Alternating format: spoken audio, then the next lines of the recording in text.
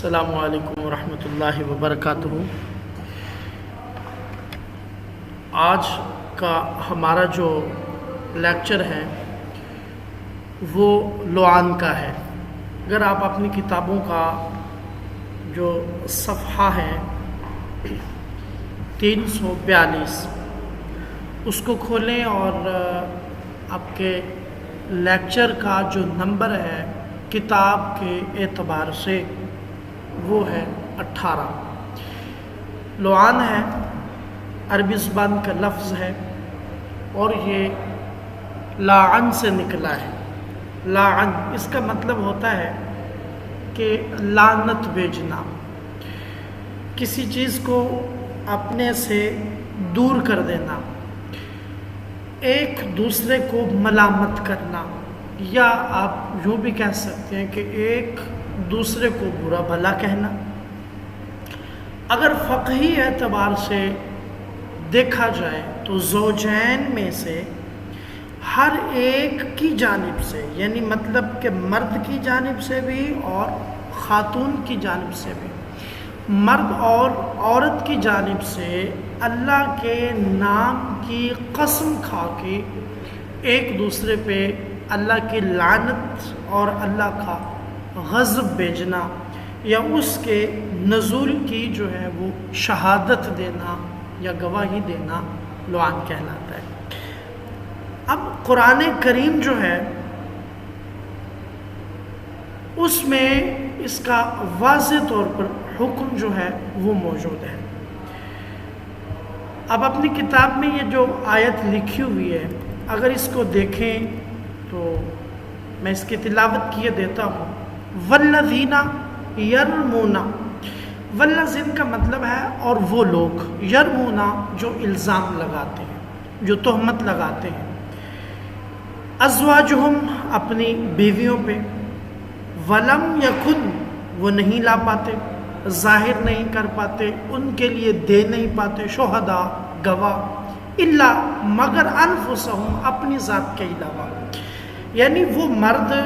جو اپنی خواتین پہ یا اپنی بیویوں پہ زنا کا الزام عائد کرتے ہیں یا لگاتے ہیں یا بہتان تراشی یا الزام تراشی کرتے ہیں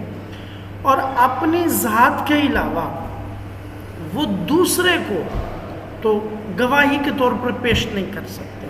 اور پھر آگے کہا کہ فشہادت احدہم اربع شہادات باللہ، اپنے علاوہ کسی ایک کو بھی وہ گواہی کے طور پر پیش نہیں کر سکتے، تو وہ کیا کریں کہ 4 مرتبہ، اربع 4 شہادت باللہ، اللہ کے نام کی قسم اٹھائیں یا اللہ کے نام کی گواہی دیں، انہ لمن الصادقین، اگرچہ وہ اپنی بات میں یا اپنے دعوے میں سچے ہیں۔ اب اس آیت کو آپ ایک بار پھر غور سے دیکھیے گا کہ والذین یرمون ازواجہم، وہ لوگ جو اپنی خواتین پہ، اپنی بیویوں پہ الزام عائد کرتے ہیں فحاشی کا، عریانی کا، یا زنا کا، یا بدکاری کا، یا جسم فروشی کا، یا اپنی عزت میں امانت کی خیانت کا، ولم یکن لہم شہداء الا انفسہم، اپنی ذات کے علاوہ وہ کوئی دوسرا گواہ پیش نہیں کر سکتے یا گواہ نہیں دے پاتے، تو کیا ہے کہ اربع شہادت باللہ، تو وہ 4 بار اللہ کے نام کی قسم کھاتے ہیں، انہ لمن الصادقین، اگرچہ وہ اپنے معاملے میں سچ ہے۔ والخامسۃ، اور 5ویں بار، ان لعنت اللہ علیہ، ان بے شک، لعنت اللہ کی، علیہ مجھ پر، اور 5ویں بار وہ یہ کہے کہ مجھ پر اللہ کی لعنت ہو، ان کان من الکاذبین، اگرچہ میں اپنی بات میں جھوٹا ہوں، یعنی اگرچہ میں جھوٹا ہوں تو مجھ پر خدا کی لعنت ہو، اللہ کی پھٹکار ہو مجھ کے میرے اوپر۔ اب مرد کے 4 بار کہنے کے بعد 5ویں بار یہ کہنا مرد 4 بار کہے گا کہ اللہ کی قسم میں اپنی بات میں سچا ہوں، ٹھیک ہے، اللہ کی قسم یہ بات ہے، اور 5ویں مرتبہ وہ یہ کہے کہ اگر میں اپنی بات میں جھوٹا ہوں یا جو الزام میں اس خاتون کے اوپر دھر رہا ہوں اگر وہ الزام جھوٹا ہے تو مجھ پر خدا کی لعنت ہو۔ پھر آگے خاتون کھڑی ہوگی، عدالت کے سامنے کھڑی ہوگی، مجمع عام میں جہاں پہ بندے بیٹھے ہوں گے وہاں کھڑی ہوگی، یدرؤ عنہا العذاب، وہ کہے گی یدرؤ لوٹ کے آ جائے، وہ کیا کہے گی کہ یدرؤ لوٹ کے آ جائے، عنہا العذاب تو یہ عذاب، وَأَن تَشْهَدَ 4 بِشَهَادَةٍ بِاللَّهِ، تو وہ بھی 4 بار اللہ کے نام کی قسم کھائے، إِنَّهُ لَمِنَ الْقَاذِبِينَ، اگرچہ میں جھوٹ ہوں، وَالْخَامِسَةُ، اور 5ویں بار یہ کہے أَنَّ غَضِبَ اللَّهُ عَلَيْهَا، کہ بے شک میں اگر اپنے معاملے میں جھوٹی ہوں تو اللہ کا غضب جو ہے وہ میرے اوپر اترے، ان کا نہ من الصادقین، اگرچہ میں سچا ہوں، یعنی اگرچہ مرد الزام لگانے میں یا جو اس نے میرے اوپر الزام لگایا ہے اگر اس میں وہ سچا ہے تو میرے اوپر اللہ تعالیٰ کی کیا ہو، اللہ کا غضب ہو۔ اب یہ جو آیت کریمہ ہے جو آپ نے ابھی تلاوت جن کی سنی ہے اور ترجمہ بھی سنا ہے، ان کا تعلق سورہ نور سے ہے۔ ان کے شان نزول کے بارے میں، شان نزول کا مطلب ہوتا ہے کسی بھی آیت کے نازل ہونے کا سبب کیا ہے، اس کی وجہ کیا ہے، وہ وقت کیا ہے۔ مفسر کی جامع ہے، یعنی جو قرآن کی آیات کی تفسیر کرتے ہیں، جو قرآن کریم کی آیات کے اندر جو معنی مفاہیم چھپے ہوئے ہوتے ہیں، جو ان کو کھول کھول کے ہمارے سامنے بیان کرتے ہیں، وہ اس حوالہ سے لکھتے ہیں کہ ان آیات کے نزول کے 2 اسباب ہیں، 2 ان کے واقعات ہیں جن کے سبب یہ نازل ہوئی ہے۔ پہلا واقعہ تو حضرت ہلال بن امیہ کا ہے۔ حضرت ابن عباس، ان کا پورا نام عبداللہ ابن عباس ہے، یہ قرآن کے پہلے مفسر ہیں۔ یہ کہتے ہیں کہ ایک شخص تھا جس کا نام تھا ہلال بن امیہ، وہ گھر گئے، انہوں نے اپنی بیوی کو دیکھا وہ کسی غیر مرد کے ساتھ رنگ رلیاں منا رہی ہے۔ اس نے اپنی آنکھوں کو بچشم خود ملوث دیکھا، یعنی اپنی آنکھوں کے ساتھ اپنی خاتون کو، اپنی بیوی کو یا اپنی زوجہ کو اس گھنونے فعل کے اندر مبتلا پایا۔ وہ نبی پاک علیہ الصلوۃ والسلام کے پاس گیا، اس نے یہ سارا معاملہ آپ کے سامنے رکھا۔ نبی پاک علیہ الصلوۃ والسلام نے فرمایا اس پہ ثبوت دو ورنہ تمہارے اوپر حد قذف جاری ہوگی۔ حد قذف کہتے ہیں جو بہتان تراشی کی سزا ہوتی ہے، اور یہ 80 کوڑے ہوتے ہیں، یعنی اگر کوئی مرد کسی خاتون پہ یا کوئی خاتون کسی مرد پہ الزام لگائے جو کام اس نے نہ کیا ہو، اس کے جھوٹے الزام کے سبب اس کے اوپر جو سزا جاری کی جاتی ہے اس کو حد قذف کہا جاتا ہے۔ تو ہلال نے نبی پاک علیہ الصلوۃ والسلام کے سامنے اللہ کی قسم کھائی، کہا اور تو میرے پاس اس کا نہ کوئی ثبوت ہے نہ کوئی گواہ ہے، تو یا رسول اللہ میری آنکھوں نے خود دیکھا ہے، میں بالکل آپ کو اللہ کی قسم کھا کے کہتا ہوں کہ میں نے اپنی آنکھوں سے دیکھا ہے۔ اور پھر حضور کی بارگاہ میں عرض کرنے لگے کہ مجھے یقین ہے کہ میرا رب اس میں میرے لیے کوئی نہ کوئی ایسا راستہ ضرور تلاش کرے گا کہ میں اس پھٹکار سے یا اس مصیبت سے میں بچ جاؤں گا۔ تو اس کے بعد یہ آیت جو ہے، یہ جو ابھی اوپر آپ نے تلاوت کی ہے، وہ نازل ہوئی۔ اب پھر اس آیت کے نازل ہونے کے بعد نبی پاک علیہ الصلوۃ والسلام نے کیا کیا؟ ہلال کو بھی بلایا، ان کی بیوی کو بھی بلایا، اور حضور نے پہلے انہیں اللہ کا حکم سنا اور کہا کہ آخرت کو خوب سمجھ لو، آخرت کے معاملات جو ہیں وہ سخت ہیں، عذاب آخرت دنیا کے عذاب سے سخت ہے، دنیا میں تکلیفیں کم ہیں، آخرت کے عذاب کی تکلیف، اذیت اور اسے برداشت کرنا نہ صرف مشکل ہے بلکہ انتہائی مشکل ہے۔ تو یہ سننے کے بعد حضرت ہلال بن امیہ کہنے لگے میں نے جو بھی کہا ہے بالکل ٹھیک کہا ہے۔ عورت کھڑی ہوئی جو ان کی بیوی تھی، اس نے کہا یہ بالکل جھوٹ بول رہا ہے. تو نبی پاک علیہ السلام نے دونوں سے ملانعت کروائی، آپ نے دونوں سے لعان کروایا، دونوں نے ایک دوسرے کے اوپر لعنت بھیجی. ہلال آئے، انہوں نے کہا کہ میں قرآن کی جو آیت نازل ہوئی ہے اس آیت کے مطابق میں اللہ کی قسم کھاتا ہوں. کیا کہا؟ قسم کیا؟ اللہ کی قسم کھاتا ہوں میں. اس کے بعد پھر 5ویں بار اس نے قسم کھائی تو نبی پاک علیہ السلام نے پھر اسے کہا کہ اللہ کا عذاب سخت ہے، ڈر جاؤ اس سے، آخرت میں گرفت تھوڑا. ان اللہ قوی شدید العقاب، قرآن میں کئی جگہ پہ ارشاد ہوا ہے کہ اللہ کی پکڑ جو ہے وہ بہت سخت ہے. ایک عام کہاوت بھی بنی ہوئی ہے پنجابی زبان میں، لاٹھی رب دی جدوں وجدی تے واج نہیں کڈ دی تے ظالماں دے مان توڑ دی. تو آپ نے فرمایا کہ اللہ کی لاٹھی بے آواز بھی ہے، بے نیاز بھی ہے، اور اس کی گرفت سخت بھی ہے. تو آپ کے اوپر اللہ کا عذاب واجب کر دی اگر آپ جھوٹے ہوئے. تو حضرت ہلال نے کہا میں ٹھیک کہہ رہا ہوں. آپ نے 5ویں بار اللہ کی قسم کھائی. پھر وہ عورت بھی اٹھی تو اس نے بھی اسی طرح 4 قسمیں کھائیں، اور 5ویں بار اس نے بھی قسم کھائی. تو رسول خدا نے اسے ایسا ہی کہا. تو وہ کھڑی ہوئی اور اس نے دونوں نے مرد 4 بار قسم کھا کے 5ویں بار کہے گا اگر میں اپنے معاملے میں جھوٹا ہوں تو میرے اوپر اللہ کا عذاب نازل ہو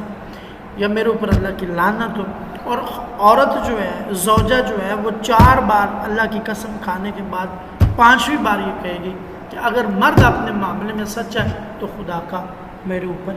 غضب ہو. دوسرا واقعہ جو ہے وہ عویمر عجلانی کا ہے. یہ بھی کہتے ہیں یہ نبی پاک علیہ السلام کے سامنے حضرت عویمر آئے. انہوں نے کہا یا رسول اللہ اگر کوئی شخص اپنی بیوی کو کسی اور شخص کے ساتھ ہم بستر دیکھے تو کیا کریں؟ وہ اسے قتل کر دیں. نبی پاک علیہ السلام نے فرمایا نہیں، تمہارے اور تمہارے درمیان جو بیوی کے معاملات ہیں اس پہ اللہ کا حکم نازل ہو چکا ہے، آؤ لعان کرو. ان کو بھی لایا گیا. تو اس نے بھی اسی طرح 4 بار کہا، اور 5ویں بار اس نے کہا کہ اگر میں اپنے معاملے میں جھوٹا ہوں تو اللہ تعالیٰ کی میرے اوپر لعنت ہو. عورت نے کہا 4 بار قسمیں کھانے کے بعد 5ویں بار کہا کہ اگر یہ اپنے معاملے میں سچے ہیں تو پھر اللہ کا غضب جو ہے وہ مجھ پہ نازل ہو. اب جو طریقہ ہے لعان کا، وہ اگر آپ نے یہ اوپر والے دونوں واقعات دھیان سے سننے ہیں تو پھر آپ آسانی کے ساتھ نکال سکتے ہیں. جی، تو طریقہ لعان جو ہے وہ آپ اوپر پڑھ چکے ہیں، لیکن پھر ایک مختصراً کیونکہ آپ کی کتاب میں لکھا ہوا ہے، مختصراً ہم آپ پھر سن لیں کہ شوہر جو ہے وہ 4 قسمیں اللہ کے نام کی اس طرح کھائے کہ وہ یہ کہے کہ میں نے اللہ کے نام کی قسم کھاتے ہوئے اس بات کا اقرار کرتا ہوں کہ میں نے اپنی بیوی کو فلاں مرد کے ساتھ سوتے ہوئے یا زنا کرتے ہوئے یا رنگ رلیاں کرتے ہوئے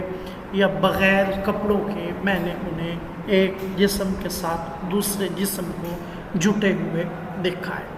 5ویں مرتبہ مرد کہے گا کہ اگر میں جھوٹا ہوں تو میرے اوپر اللہ کی لعنت ہو.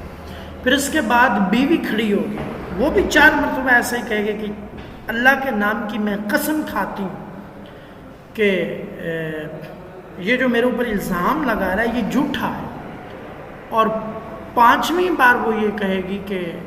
اگر میں جھوٹی ہوں یا وہ مرد اپنے معاملے میں سچا ہے تو اللہ کا غضب جو ہے وہ میرے اوپر نازل ہو. اس کے بعد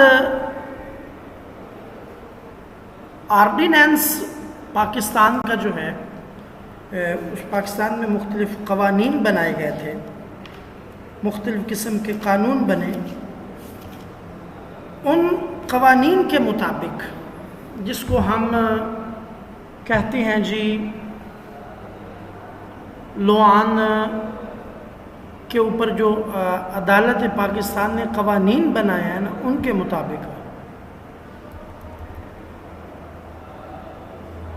پاکستان میں ایک آرڈیننس بنا گیا 1979 میں. اس میں لعان کا جو طریقہ ہے وہ بتایا گیا، اور وہ یوں رقم کیا گیا کہ جب کوئی خامند کسی عدالت میں جو اپنی بیوی ہے اس کے اوپر زنا کا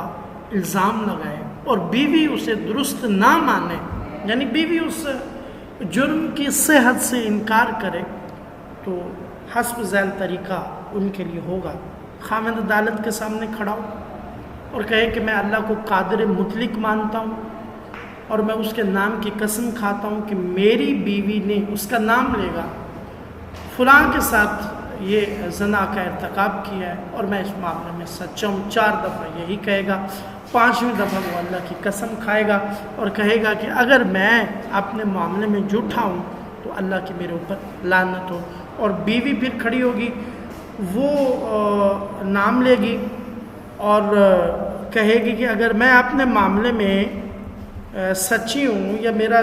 شوہر جو میرے اوپر الزام لگا رہا ہے اس میں اگر وہ سچا ہے تو اللہ کا غضب جو ہے وہ میرے اوپر نازل ہو۔ اس کے بعد لعان کی جو کچھ شرائط ہیں، سب سے پہلی شرط یہ ہے کہ دونوں عقل مند ہوں اور جوان بھی ہوں، اور یہ بات بالکل ٹھیک ہے کہ ظاہر ہے کہ شادی جب ہوتی ہے تو اس میں بلوغت کا، سن بلوغت کا یا بالغ پن کا یا جوانی کا خاص خیال رکھا جاتا ہے۔ میاں عقل مند ہونا چاہیے، بالغ بھی ہونا چاہیے، بیوی بھی عقل مند ہو اور بالغ بھی ہو، یہ پہلی شرط ہے۔ دوسری شرط یہ ہے کہ دونوں کی گواہی اعتبار کے لائق ہو۔ تیسری شرط یہ ہے کہ اگر عورت پہلے ہی اقرار کر لے کہ ہاں یہ ٹھیک ہے تو پھر تو لعان ہوا ہی نا، عورت اس جرم سے انکار کرے، جرم کی جو صحت ہے، وہ جو مرد اس پر الزام زنا کا لگا رہا ہے اس سے وہ انکار کرے۔ چوتھی شرط یہ ہے کہ شوہر جو ہے نا اس کے اوپر پہلے کسی قسم کا کوئی جھوٹ کا پلندہ نہ ہو یا الزام نہ ہو یا اس کا مشغلہ نہ ہو۔ بعض لوگ ایسے ہوتے ہیں جو اس معاملے میں جھوٹی گواہی دینے میں اپنی ثانی کوئی نہیں رکھتے، قرآن تک سر پہ اٹھا جاتے ہیں، اللہ کے نام کی قسمیں تو دور کی بات ہوا۔ پانچویں بات یہ ہے کہ وہ مرد جو ہے وہ 4 گواہ پیش نہ کر سکے، اور چھٹی شرط یہ ہے کہ یہ جو دعویٰ ہے نا جو مرد عورت کے سامنے کرے کہ اس نے فلاں مرد کے ساتھ یہ کام کیا ہے، یہ جو حکومت وقت ہے اس کے سامنے ہو۔ اب فقہی اعتبار سے اس کے بعض مسائل میں کچھ تو فقہا متفق ہیں اور کچھ کے درمیان اختلاف۔ پہلا مسئلہ جو یہ ہے کہ عورت اور مرد دونوں اس کے بعد کسی قسم کی سزا کے مستحق نہیں رہتے، نہ تو مرد کو سزا دی جا سکتی ہے نہ ہی خاتون کو۔ دوسری بات یہ ہے کہ جو بچہ اس نطفے سے ٹھہرے گا یا حمل پائے گا وہ بچہ ماں کا قرار دیا جائے گا، باپ کی طرف منسوب نہیں ہوگا، اور نہ ہی جو والد کی وراثت ہوگی، جائیداد ہوگی، چاہے وہ منقولہ یعنی زمین کی صورت میں ہو یا گاڑیوں کی صورت میں ہو یا غیر منقولہ مثلا سونا چاندی روپیہ پیسہ ہو، اس میں وہ حصہ نہیں پائے گا۔ جو بچہ ہوگا، جو ماں کی وراثت ہوگی وہ اس بچے کی بھی وراثت وہی ہوگی۔ کسی شخص کو یہ حق حاصل نہ ہوگا کہ وہ اس خاتون کے بچے کو کہے کہ یہ بچہ تو زنا کی وجہ سے پیدا ہوا ہے، ایون کہ اس خاتون کا جو شوہر ہے اس کو بھی یہ حق حاصل نہیں۔ اس کے بعد جو شخص لعان کے بعد بھی اس بچے پہ الزام لگائے گا وہ حد کا مستحق ہوگا، یعنی اسے حد جو ہے وہ اس کے اوپر جاری کی جائے گی۔ اس کے بعد وہ عورت جو ہے نا جس کے اوپر اس نے الزام لگایا ہے وہ ہمیشہ ہمیشہ کے لیے اس مرد کے اوپر حرام ہو جائے گی۔ اب اس بات میں علماء کا اختلاف ہے۔ پہلی بات تو یہ سن لیں کہ جب مرد اپنی عورت کے اوپر الزام لگائے اور عورت آگے صحت جرم کا انکار کر دے، جب لعان ہو جائے گا، ختم ہو جائے گا، یا لعان سے فارغ ہوتے وقت ہی دونوں جو ہیں وہ ایک دوسرے سے الگ ہو جائیں گے، طلاق دینے کی ضرورت نہیں پڑے گی، وہ دونوں ایک دوسرے کے لیے طلاق والے بن جائیں گے۔ امام شافعی رحمۃ اللہ علیہ اس حوالے سے کہتے ہیں، یہ فقہ شافعی کے امام ہیں، انہوں نے کہا کہ جب مرد لعان سے فارغ ہو جائے گا، یعنی 4 بار اللہ کے نام کی قسم کھائے گا، 5ویں بار کہے گا کہ اگر میں اپنے معاملے میں جھوٹا ہوں تو اللہ کی مجھ پہ لعنت ہو، اسی وقت خاتون کے اوپر طلاق جو ہے وہ واقع ہو جائے گی، دونوں کے بیچ جدائی ہو جائے گی، طلاق بائنہ ہو جائے گی۔ خواہ عورت آگے سے جوابی لعان دے یا نہ دے، یعنی مرد صرف فارغ ہو، عورت یہ نہ کہے کہ جو الزام لگا رہا ہے یہ سچا ہے یہ جھوٹا ہے تو مجھ پہ اللہ کا غضب ہے۔ امام مالک جو فقہ مالکیہ کے امام، وہ کہتے ہیں مرد عورت دونوں جب لعان سے فارغ ہوتے ہیں تو تب فرقت یعنی جدائی جو ہے دونوں میں طلاق واقع ہو جاتے ہیں۔ امام اعظم ابو حنیفہ جو فقہ حنفی کے امام ہیں، جن کی اقتداء ہم کرتے ہیں، وہ کہتے ہیں کہ لعان سے فارغ ہونے کے بعد یا فراغت پانے کے بعد طلاق خود بخود واقع نہیں ہوگی، اس وقت تک دونوں میں جدائی نہیں ہوگی جب تک عدالت جو ہے وہ دونوں کے بیچ وہ تصدیق نہیں کر لیتی کہ واقعی ان دونوں کے بیچ ہو گئی ہے۔ اور اس کے بعد جو حاکم ہے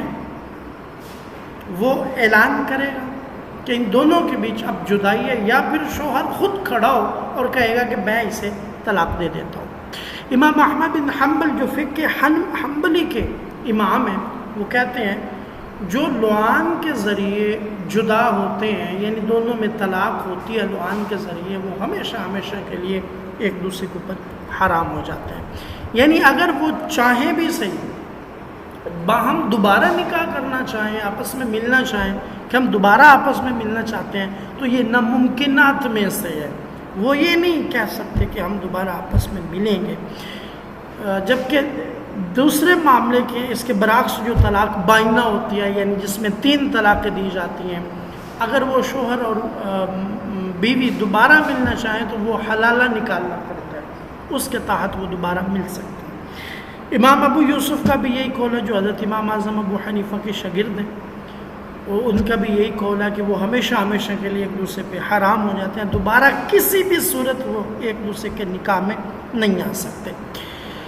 امام ابو حنیفہ، امام محمد، یہ دونوں استاد شاگرد ہیں، حنیفہ استاد ہیں، محمد شاگرد ہیں۔ وہ کہتا ہے کہ اگر شوہر اپنا جھوٹ تسلیم کر لے، بعد میں کہے کہ میں نے اپنی بیوی کے اوپر خواہ الزام لگایا تھا، میں اس کو تسلیم کرتا ہوں یہ جھوٹا تھا، اور اس کے اوپر حد قذف جو ہے وہ جاری ہو جائے، یعنی وقت کا جو حکمران ہے وہ اسے 80 کوڑے لگا دے، تو پھر ان دونوں کے بیچ اگر دوبارہ نکاح کی کوئی صورتحال بنتی ہو تو دوبارہ نکاح کیا جا سکتا ہے۔ محترم طالب علم اور طالبات، آج کے سبق میں ہم نے لعان کے بارے میں پڑھا۔ سب سے پہلے تو ہم نے لعان کے بارے میں یہ پڑھا کہ لعان ہوتا کیا ہے، عربی کا لفظ ہے، اور پھر اس کا مطلب ایک دوسرے پہ لعنت کرنا ہوتا ہے۔ یعنی فقہی اصطلاح میں ہم نے یہ پڑھا کہ زوجین کے جو مابین معاملات زنا کے حوالے سے ہوتے ہیں، وہ ایک دوسرے کی جدائی کے لیے یا اللہ تعالیٰ کی لعنت اور اس کے غضب اور اس کے نام کی شہادت دے کے جب دیا جاتا ہے تو اس کو لعان کہا جاتا ہے۔ یہ قرآن سے ثابت ہے۔ قرآن نے کہا کہ اگر تمہارے پاس گواہ نہیں ہے تو تم ایسا کرو کہ 4 مرتبہ اللہ کے نام کی قسم کھاؤ، 5ویں بار کہو کہ اگر میں اپنے معاملے میں جھوٹا ہوں تو مجھ پہ اللہ کی لعنت ہو۔ خواتین بھی 4 بار یہ کہے، 5ویں بار کہ اگر میرا مرد سچا ہے یا میں جھوٹی ہوں تو میرے اوپر اللہ کا غضب ہو۔ پھر اس کے بعد ہم نے اس آیت کا شان نزول پڑھا۔ یاد حضرت ہلال بن امیہ جنہوں نے اپنی بیوی کو دیکھا تھا، وہ رسول کے پاس گئے تو کہا میں سچا ہوں، تو حضور نے کہا کہ اللہ سے ڈرو، تو اس نے کہا میں سچا ہوں، اللہ میرے لیے کوئی راستہ نکالے گا، تو اللہ نے راستہ نکال دیا اور یہ آیت نازل ہوگی۔ پھر اس کے بعد عمر اجلانی یہ بھی نبی پاک صلی اللہ علیہ وسلم کے پاس پوچھنے آئے تو حضور نے کہا کہ یہ اللہ کو حکم نازل ہو چکا ہے۔ پھر اس کا طریقہ ہم نے پڑھا کہ کس طرح طریقہ ہے کہ مرد 4 بار کہے، خاتون بھی 4 بار کہے، 5ویں بار مرد کے مجھ پہ اللہ کی لعنت ہو، 5ویں بار خاتون کہے مجھ پہ اللہ کا غضب ہو۔ پاکستان کی جو آرڈیننس اس کے حوالے سے ہم نے پڑھا تھا 1979 میں جو ہوئی تھی دفعہ 14 کے تحت، کہ جب کوئی خاوند اپنی بیوی کے ساتھ اس طرح کے معاملات دیکھے